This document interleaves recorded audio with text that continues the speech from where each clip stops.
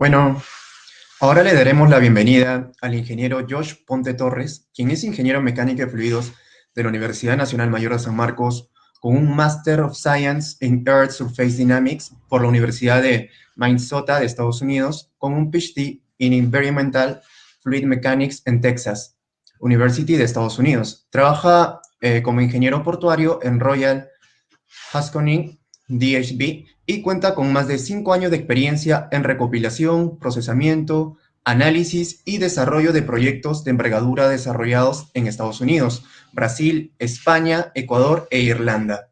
Tiene hoy un tema muy interesante, el cual es ¿por qué los peces se mueven como se mueven? Y bueno, ahora le daré el pase al ponente para que así pueda dar inicio a su presentación. Muchas gracias. Te agradecería me puedas confirmar si se puede oír bien. Sí se escucha, ingeniero. Perfecto. Muchas gracias. Buenas noches con todos. Les agradezco primeramente por por la invitación y también por la pequeña cabida que están dando respecto a nuestra carrera dentro de los diferentes enfoques que, la misma especialidad puede dar, ¿no? Como el tópico general de estos webinars que están preparando era las perspectivas de la ingeniería mecánica de fluidos hacia el Bicentenario, quise presentar un tópico más asociado a mi programa de doctorado, que se enfoca mucho en lo que es la mecánica de fluidos y tal vez no tanto en el marco general de la ingeniería. Espero que esta presentación sea del agrado de todos ustedes, se pueda entender en el tiempo que tengamos a disposición y cualquier consulta igual al final creo que puedo interactuar con todos los presentes. ¿Cuántos minutos tengo para poder realizar la presentación? Sí, ingeniero, es hasta tiene alrededor de 50 minutos. Perfecto. Aproximadamente. Ok, voy a compartir mi pantalla.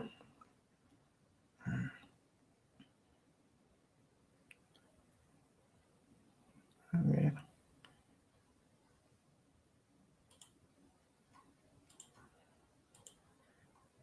¿Pueden ver mi pantalla? Sí se observa, ingeniero. Genial. Vamos a empezar con una pequeña introducción acerca de la natación de los peces. Todo el mundo, la mayoría ha podido observar de cerca, digamos, a estos animales acuáticos. Sin embargo, la cinemática de su movimiento es bastante compleja y diferente entre varias de sus especies.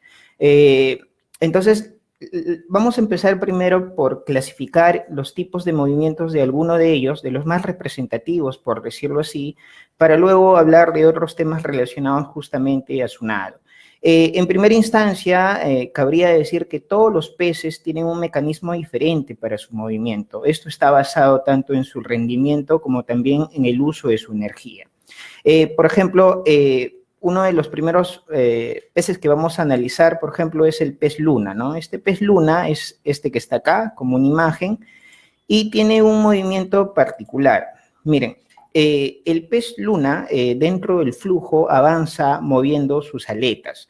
Estas aletas las mueve, digamos, a algo muy parecido a un remo de bote, ¿no? Es decir, de adelante hacia atrás impulsa el flujo, sin embargo, las aletas forman una ondulación del mismo y con eso el pez avanza. La idea, básicamente, es justamente que hacer más eficiente el aleteo de sus alas laterales para poder avanzar.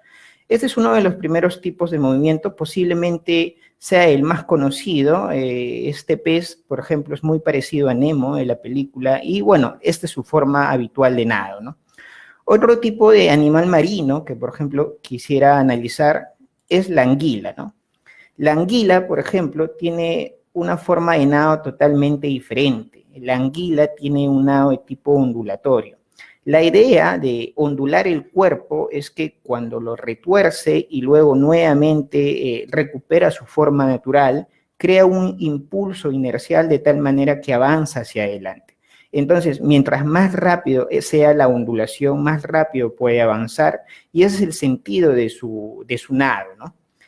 Y por último, por ejemplo, quisiera analizar este otro pez que se parece mucho al pez luna. Esta es la caballa. Posiblemente muchos de ustedes lo hayan visto, tal vez no en, digamos, en un medio natural, a menos que hayan estado en algún acuario, pero sí tal vez frito, ¿no? Dentro de un plato. Pero bueno, esta es la caballa, ¿no? La caballa, por el otro lado, tiene una forma diferente en nado.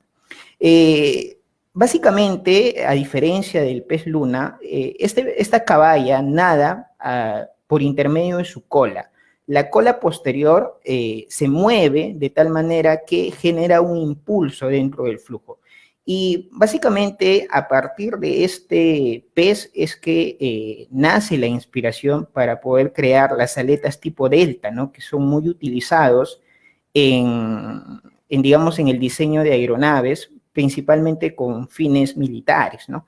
Entonces, como han podido ver, solamente he podido indicar 3 de estos peces, o bueno, 3 de estos animales marinos, pero la forma de su movimiento es bastante diferente.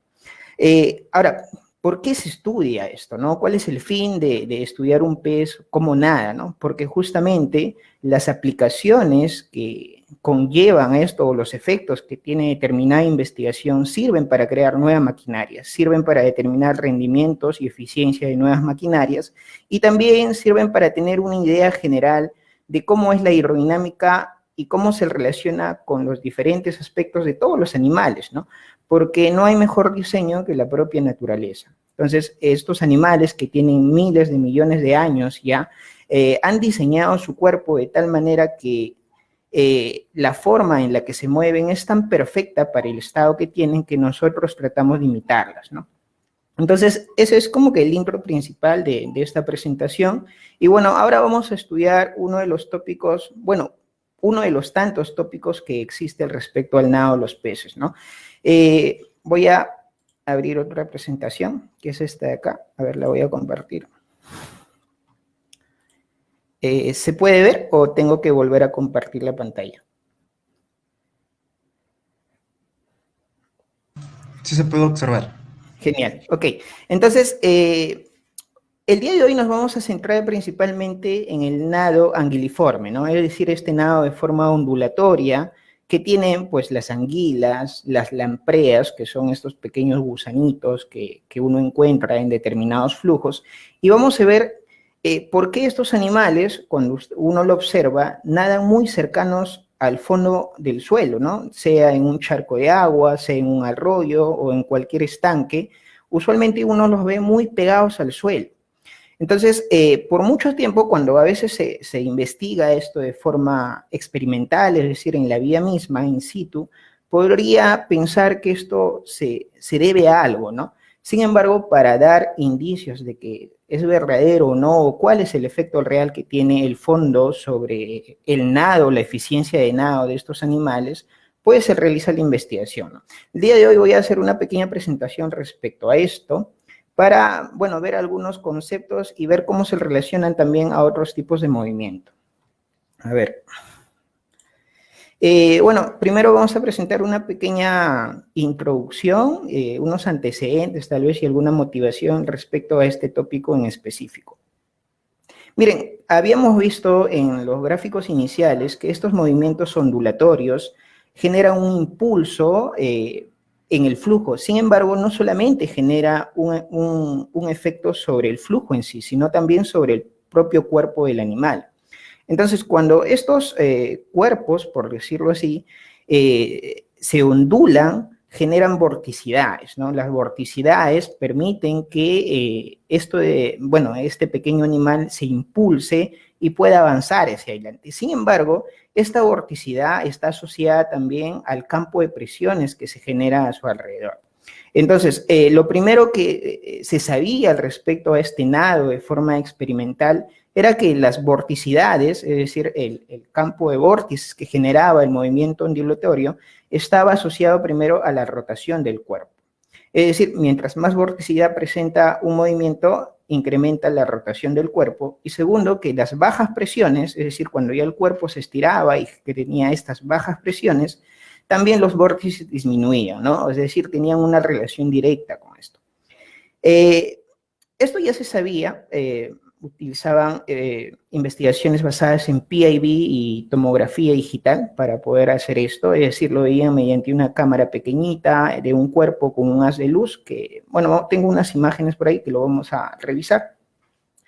Y, sin embargo, en los últimos años se veía también que cuando, como les digo, ¿no? La concepción principal de ese animal es que uno lo ve de forma natural muy cercana al suelo, pero cuando éste asciende, es decir, está más cercano a la superficie, pareciera que el pulso, el latido de su cola fuera más rápido, es decir, mientras está en la superficie, la ondulación es bastante rápida, se ondea muy rápido para poder avanzar. Sin embargo, cuando desciende hacia el fondo, esta pulsación es mucho más lenta. Entonces, esta visualización de los efectos de nado de este pequeño animal hacían intuir que posiblemente el fondo presentaba algún efecto positivo en la natación de estos pequeños animales. Y justamente esa es la motivación principal para poder realizar esta investigación de estos animales en específico, ¿no? Entonces, como ustedes han visto desde el inicio, no estoy presentando videos de animales reales, ¿no? Son básicamente simulaciones numéricas basadas en CFD, que entiendo que conocen algo de esto. Voy a hablar un poquito de esto, pero algo muy resumido, porque es, bueno, por lo menos en el laboratorio donde yo estoy, en Texas A&M, es como que una de las herramientas principales para poder justamente estudiar este tipo de efectos, ¿no? Entonces, vamos a continuar.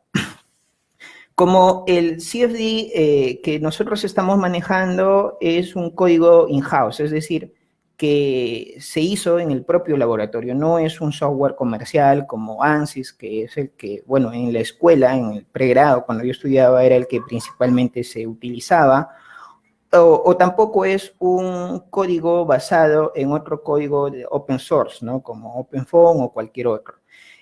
Básicamente, este código numérico que nosotros utilizamos para poder resolver este tipo de fenómenos está basado en un enfoque Curvi. Curvi es el nombre que le ponemos. Sin embargo, es porque se crea una malla curvilínea alrededor de la superficie del cuerpo de análisis y que a su vez esta de acá está inmersa en otra malla cartesiana, de tal manera que nosotros utilizamos dos mallas para poder solucionar un único problema. Entonces, como utilizamos dos mallas, la primera para el cuerpo y la segunda para el flujo, en realidad es un enfoque también de tipo fluido-estructura, ¿no? Que entiendo ya algo, bueno, habrán escuchado un poco de eso. Para analizar las fuerzas, pues utilizamos la segunda ley de Newton. Para analizar la aerodinámica, utilizamos las ecuaciones de Navier-Stokes para flujo de tipo incompresible en un enfoque 3D y con un marco referencial no inercial, ¿no? No inercial quiere decir, para que lo entiendan en todo caso, que en un plano cartesiano, el punto de partida, es decir, el eje, el X y el cero, no es mi cero en realidad, no es un cero fijo, mejor dicho, sino que el cero usualmente está ubicado en el centroide del cuerpo y a medida que el cuerpo avanza, en esta parte, por ejemplo, a medida que este pez avanza, pues también el eje va avanzando y esto lo que hace es que tenemos un rendimiento computacional adicional, ¿no? A que si tuviéramos un marco de referencia fijo.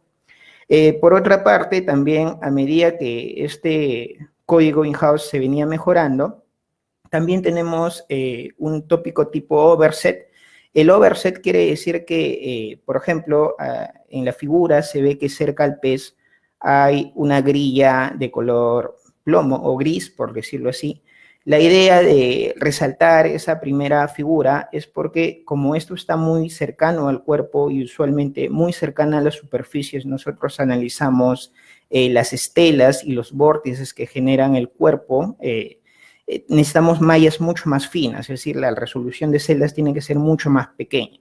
Entonces, en lugar de hacer todo el dominio computacional muy fino, solamente afinamos, digamos, un pequeño sector muy cercano al cuerpo, y a medida que se va alejando del cuerpo, miren, por ejemplo, este dominio ya de color negro, también la malla se va haciendo un poco más grande, ¿no? Un poco más grande, y a medida que se aleja es un poco más grande, ¿no?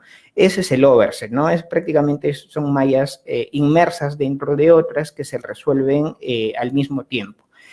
También tenemos un método de tipo jacobiano para poder hacer que la convergencia del modelo sea mucho más rápido, y tenemos también bibliotecas de paralización basadas en PETS. PETS es una librería libre, la pueden buscar en internet, que justamente sirve para poder paralelizar códigos, ¿no? Es decir, resuelves una ecuación, ok, está bien, pero a la misma vez puedes hacer que esa misma ecuación se resuelva de manera paralela, ¿no? Es decir, con varias computadoras dividiendo tu dominio computacional. Bueno, esa es básicamente una pequeña referencia al enfoque que nosotros hemos utilizado para poder analizar estos casos. Bien, siguiendo con esto, nosotros estamos utilizando usualmente como el análisis se trata de que sea lo más realista posible, también utilizamos flujos tipo reales, ¿no? Ustedes saben que usualmente los flujos laminares no se encuentran en la naturaleza.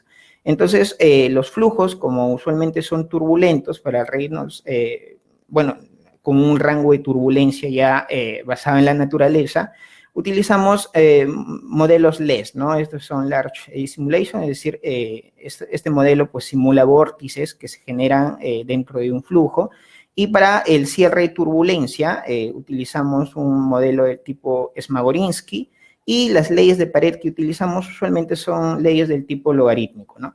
Entonces, esto de acá permite dos cosas, ¿no? Primero, que nosotros resolvamos muy cercana a la pared todas las, digamos, todas las propiedades del flujo como tal, basados en un enfoque de turbulencia, y lo segundo es que ya alejados del flujo, el efecto que tiene la turbulencia, pues se representa de una mejor manera, ¿no? Por ejemplo, acá vemos el movimiento de un pez de forma lateral, y vemos que a medida que paletea o mueve la aleta dorsal, pues genera vórtices, ¿no? Genera vórtices, y a medida que estos vórtices van incrementando, el sentido también va cambiando, ¿no? Imaginen que el azul es cuando gira hacia arriba y el rojo es hacia abajo.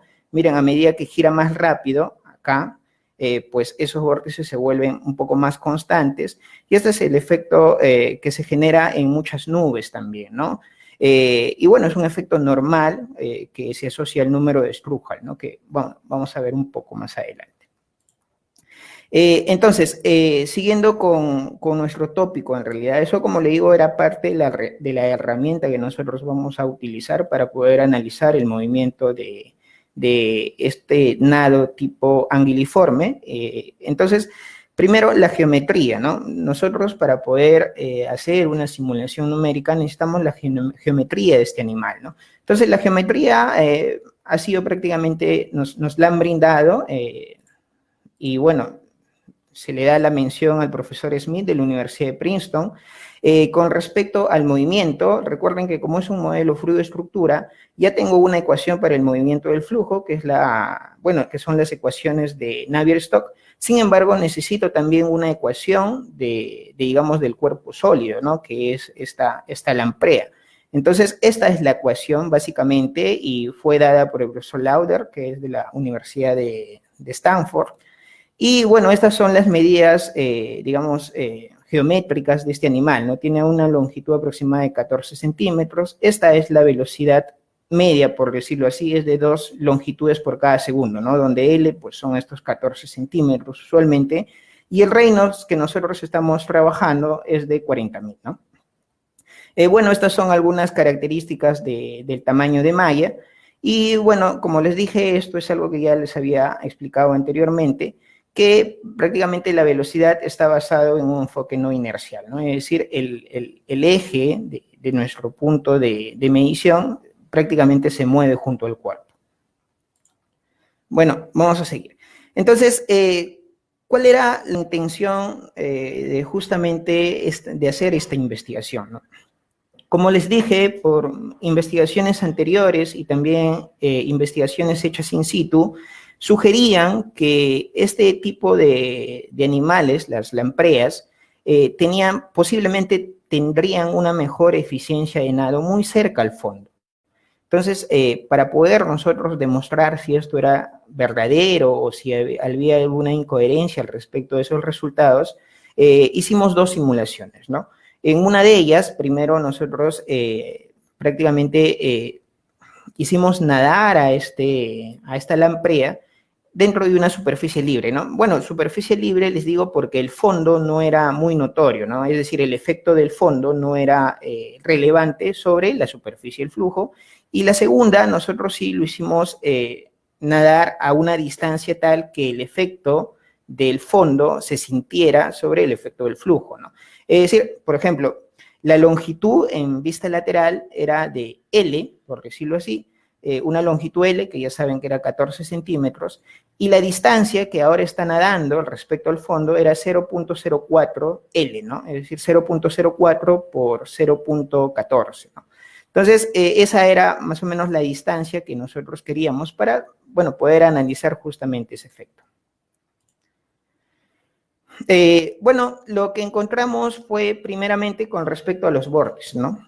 Con respecto a los vórtices, nosotros podríamos decir que al igual que si esta lamprea estuviera en flujo libre, los vórtices no notaban una mayor influencia, ¿no? Es decir, si bien es cierto, en el fondo eran mucho más predominantes, porque el efecto digamos, del arrastre de fondo causaba algún efecto sobre las estelas. Sin embargo, no mejoraba el rendimiento sobre el cuerpo en sí. Entonces, esta es una vista digamos, lateral, que bueno, muestra cómo si se ve así es porque se está ondeando, ¿no? Se está ondeando, y esta es una vista en planta, ¿no? Que justamente muestra que, pues, es un nado normal, sin mayor efecto. También analizamos, bueno, este es el análisis de los vórtices de la parte superior. Esta es una ecuación clásica para poder estudiar la integración de vórtices respecto a un vector en específico, es decir, respecto a la rotación. Y acá nosotros estamos analizando ya la presión del flujo y también la presión del flujo sobre el cuerpo del animal, ¿no? Entonces, respecto a ello, podríamos decir lo siguiente, ¿no? Primero, que el campo de flujo, cuando este animal está muy cercano al fondo, tampoco sufre ninguna variación.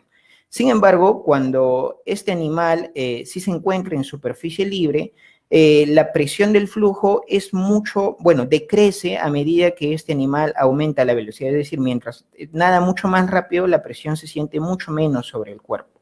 Entonces, eso más bien, de cierta manera, como que en este punto yo estaba contradiciendo la suposición inicial que se tenía al respecto a este nado. Entonces, para nosotros probar esto, comparamos dos cosas, ¿no? Primero era la velocidad de nado respecto al número de Strudel. El número de Strudel, como les dije, es la oscilación de la cola, ¿no? Es decir, cuántas oscilaciones da a medida que avanza el cuerpo.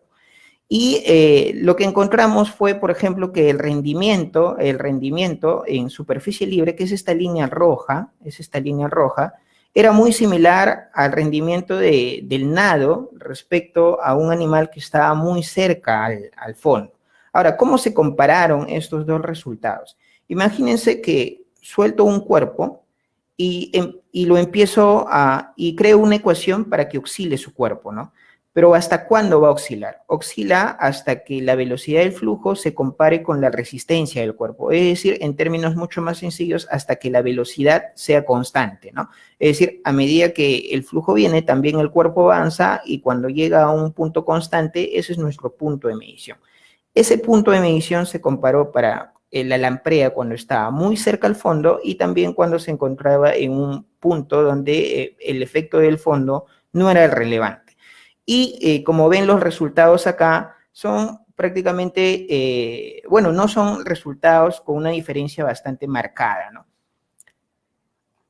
Siguiendo con la presentación, después nosotros también analizamos el efecto del incremento de la velocidad y también de la eficiencia del nado. Respecto a la velocidad, nosotros, bueno, en todo caso, no tal vez descubrimos, pero sí pudimos representar mucho mejor para varios tipos de Reynolds que la resistencia aumenta, pero la presión a la misma vez disminuye cuando uno de estos cuerpos se encuentra en superficie libre. Respecto a la eficiencia de nado, pudimos ver que las gradientes de menor presión dentro del cuerpo de este animal se compensaban con la fuerza viscosa. Y creemos que este es el principal punto de por qué este tipo de animales nadan muy cerca al fondo marino respecto a la superficie. Es decir, no es por un efecto basado en el suelo, sino por el contrario, que estos pequeños animales, como una característica especial, usualmente no nadan en agua clara, ¿no? Usualmente nadan en pequeños estanques que, digamos, la densidad es muy diferente al agua. Entonces, en una investigación anterior, nosotros vimos que cuando la densidad es mucho mayor, este animal tiene mayor eficiencia. Es decir, por ejemplo, si comparamos, si este animal pudiera resistir, por ejemplo, estar sumergido en aceite, por ejemplo, para poder nadar cierta distancia, imaginemos 1 metro, posiblemente este cuerpo tendría que ondularse 20 veces. Pero si ese mismo cuerpo yo lo pongo sobre agua, que tiene una densidad mucho menor, posiblemente para avanzar ese metro tenga que ondularse 50 veces. Entonces, creemos que esa es la principal, la principal causa del por qué este tipo de animales nada muy cerca al fondo de cualquier estanque. A ver. Bueno, ahora como futuros trabajos respecto a este tópico en específico, nosotros estamos analizando la velocidad de aceleración o de impulso que tienen estos animales. Miren, ¿por qué nosotros analizamos el impulso? Porque las aplicaciones más directas que tiene el impulso respecto a determinado campo es la rapidez de reacción y la eficiencia. Imagínense que esto sea aplicado, por ejemplo, en submarinos o en algún tipo de máquina de reacción. Es por eso que justamente estamos analizando que cuando, por ejemplo, este animal se encuentra quieto, eh, y lo sueltas, pues como cualquier animal, huye, ¿no? Trata de escapar y prácticamente recarga todas sus energías para poder escapar lo más rápido posible. Entonces, ¿cómo lo hace este animal? Usualmente lo que hace es ondea todo su cuerpo. Miren, si pueden ver acá, van a ver en el video que este animal ondea todo, bueno, todo lo que puede, ¿no? Todo lo que puede para poder crear un impulso, ¿no? Y justamente ese impulso, ese primer impulso, es el que genera la mayor presión durante todo el nado, ¿no? Y bueno, como conclusiones respecto a este trabajo, o bueno, a este pequeño cápite, podríamos decir que pues la suposición inicial de varios investigadores que decían que probablemente el efecto del fondo tenía un efecto sobre la hidrodinámica de nado de este animal y en general del tipo anguiliforme, no se ve afectado, ¿no? También podríamos decir que usualmente estos animales nadan muy cercano al fondo porque la densidad es mucho mayor, pero que no tiene ninguna relevancia el efecto del fondo sobre el mismo. Y lo segundo, o bueno, lo último que pudimos ver respecto a esta investigación es que la presión del cuerpo de este animal está ampliamente relacionada con su aceleración, y esto lo podemos demostrar mediante la teoría de reactividad, ¿no? Y bueno, y es así como varios tipos de nados se investigan en la actualidad y no solamente de este tipo de animales.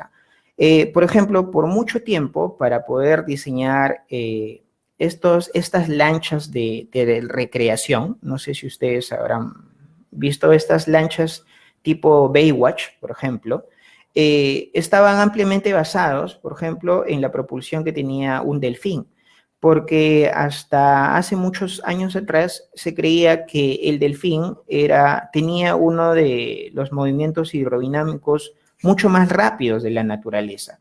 Sin embargo, es cierto, pero solamente en parte, porque si bien es cierto, el primer impulso, al igual que, obviamente a escalas, ¿no? A escalas también esta lamprea se mueve bastante rápido en un primer impulso. Sin embargo, ¿qué es lo que varía en un delfín? En un delfín, si bien es cierto, es muy rápido, sin embargo, su eficiencia es bastante corta, porque imagínense comparar Usain Bolt con Inés Melchor en una carrera de 40 kilómetros, ¿no? O 42 kilómetros, que es una maratón, ¿no? Posiblemente el primer kilómetro, Usain Bolt pues le lleve una superventaja, ¿no? Pero después, digamos, la capacidad de recuperación no es la misma que tiene otro tipo de animal más preparado para un tipo de entorno diferente. Entonces, la idea justamente es que a medida que uno va investigando este tipo de nados y los va aplicando a determinados casos, va descubriendo que cada cosa que tiene un cuerpo en específico es por algo. En la actualidad nosotros también estamos investigando el nado que tienen los tiburones cabeza de martillo, por ejemplo. Usualmente en este tipo de animales como los tiburones, por ejemplo, ustedes habrán dado cuenta que las aletas son bastante grandes. ¿Y por qué? O sea, las aletas laterales, ¿no? ¿Y por qué las aletas laterales son bastante grandes? Porque el cuerpo de un tiburón es mucho más grande y necesita una superficie adicional para poder flotar. Entonces, al tener aletas mucho más grandes, el peso del cuerpo se compensa con la fuerza boyante, ¿no? Que tiene el agua, es decir, con el impulso de levante. Sin embargo, en los tiburones cabeza de martillo, no sé si lo habrán visto, o bueno, se les ven a la mente este tipo de peces, usualmente se habrán dado cuenta que no nadan, al igual que los tiburones, de forma, digamos, directa en el lado axial, es decir, sus aletas dorsales no están de forma paralela al suelo, sino por el contrario están inclinadas. ¿Y por qué estos peces nadan de manera inclinada? Eso se debe, por lo menos como parte de las investigaciones preliminares que tenemos, a que la aleta superior que tiene, es decir, la que tiene encima suyo, alrededor de la espalda nuestra, por decirlo así, es muchísimo más grande que las aletas dorsales. Entonces se inclina para que justamente el mayor impulso que tenga la fuerza del agua, pues se recargue sobre esa aleta posterior y el cuerpo pueda flotar, ¿no? Entonces son diferentes tipos de investigaciones que estamos haciendo. También tenemos investigaciones sobre las rayas, no sé si han visto las rayas.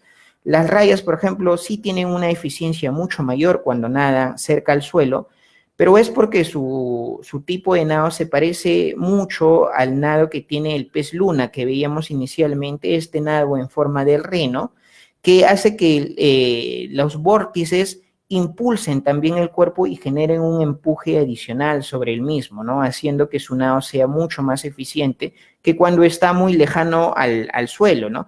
Si ustedes han visto cualquier película o algún documental de la vida marina, se habrán dado cuenta que las rayas, por ejemplo, nadan muy cercano al fondo marino. Nunca lo han visto sobre la superficie.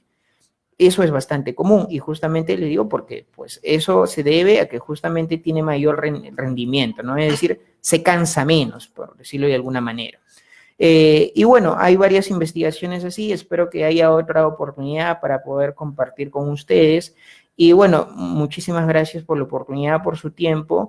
Y si alguien tiene alguna consulta al respecto al mismo o sobre alguno de estos tópicos, pues estaré atento a sus consultas.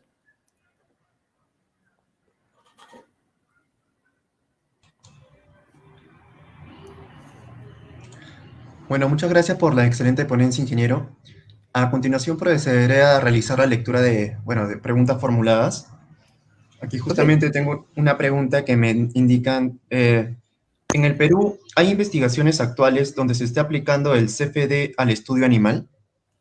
Mire, que yo sepa, no. Que yo sepa, en Perú, pues sé que hay centros que ya cuentan con... Es que lo que pasa es que, como mucho, para hacer investigaciones básicas, necesitan también las condiciones necesarias, ¿no? Por ejemplo, para hacer este tipo de simulaciones, que, por ejemplo, ustedes han visto que este pequeño animal solamente tiene 14 centímetros de longitud. Sin embargo, para simular esos 14 centímetros de longitud, hemos utilizado alrededor de 14 millones de nodos. Entonces, eso en una workstation, pues prácticamente acabas la carrera y tu simulación no finaliza, ¿no? Entonces, los centros que podrían hacer esto, pues en Perú son pocos, ¿no? Como el Laboratorio Nacional de Hidráulica, que tiene un clúster, la Universidad Agraria La Molina también tiene un clúster, UTEC también tiene un clúster, la universidad, hay una universidad en Arequipa, no recuerdo el nombre, pero también tiene un clúster de alto rendimiento. Entonces son esos centros usualmente los que podrían hacer este tipo de investigaciones, ¿no?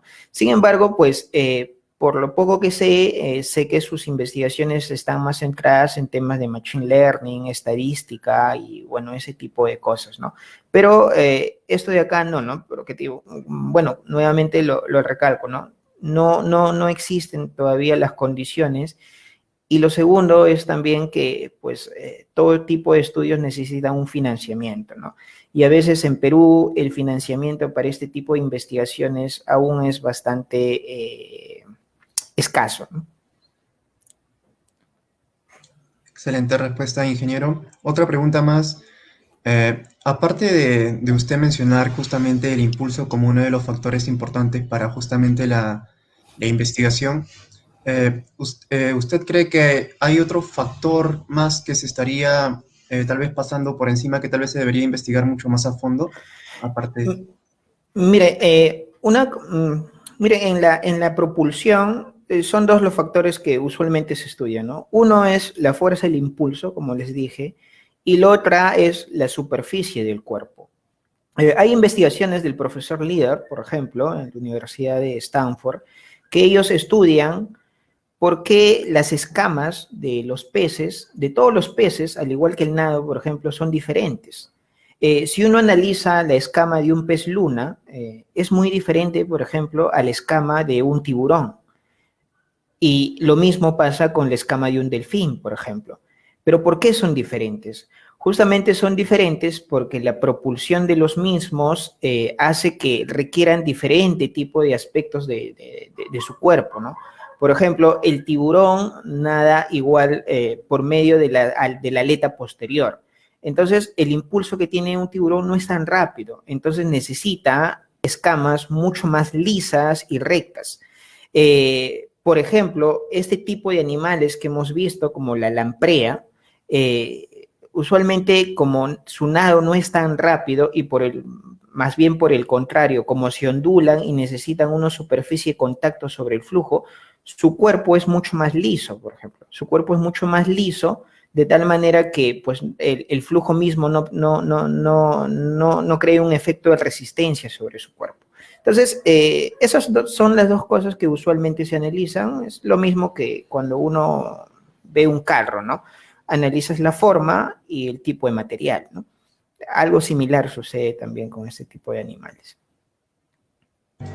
ingeniero, ¿y podría dar otra ejemplificación aparte de la del submarino o tal vez algunos ejemplos de justamente máquinas reactivas que mencionó usted?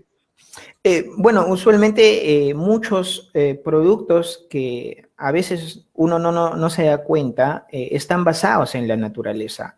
Por ejemplo, uno de los trenes más famosos de Japón está basado justamente en el pico de una ave, ¿no? Se me ha ido el nombre, pero es uno de los trenes más veloces del mundo, por ejemplo.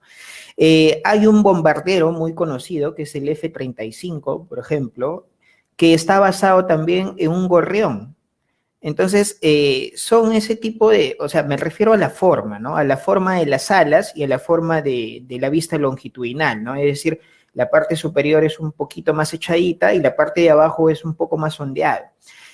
También uno de los aviones más grandes de Boeing está basado, por ejemplo, en un tipo específico de delfín. No es el delfín habitual, hay un delfín un poquito más, bueno, sin ofender al delfín, un poquito más cabezón, por decirlo así, que está basado justamente en eso, ¿no? Entonces, lo mismo pasa también con uno de los barcos de transporte petróleo más grandes del mundo, ¿no? También está basado justamente en este delfín. Como digo, se me ha ido la especie en específica, pero hay muchos ejemplos de justamente de tecnología que está basada en animales, ¿no? En animales. Bueno, muchas gracias, ingeniero, por su muy interesante presentación. Asimismo, mencionarle que será acreedor de un certificado de participación por el grupo de CIDINF, el cual será enviado a su correo. Y bueno, muchísimas gracias, ingeniero. Si desea usted puede No, agregar algunas palabras, está en libertad de hacerlo. muchísimas gracias a todos ustedes, a todo el equipo del CIE por la invitación. Yo tuve la suerte de estar en los primeros años de que el grupo se creó. Ahorita ya tendrán, no sé, pero deben tener alrededor de 8 años. Me alegro mucho que sigan con este tipo de actividades, resaltando sobre todo los aspectos positivos de la carrera y los potenciales bueno, se pueden generar a partir de un conocimiento básico que justamente nace en nuestras aulas, ¿no? Para el público en general, pues espero que la presentación haya sido amena. He tratado de tal vez no ahondar mucho en tópicos propios del modelo en sí, sino más bien en puntualizar el efecto propio que tienen esos animales y los resultados de la investigación, ¿no? Que es muchas veces lo que se busca en este tipo de webinars, ¿no? Nuevamente, los agradecimientos por la oportunidad y pues para cualquier otra oportunidad estaré atento. Muy agradecido con todos, que tengan buenas noches. Muchísimas gracias, ingeniero. Buenas noches con usted. Bien, asimismo también agradecer nuevamente a nuestro auspiciador HIG Engineering y también al público de auditorio que nos ha acompañado en esta segunda conferencia de la semana.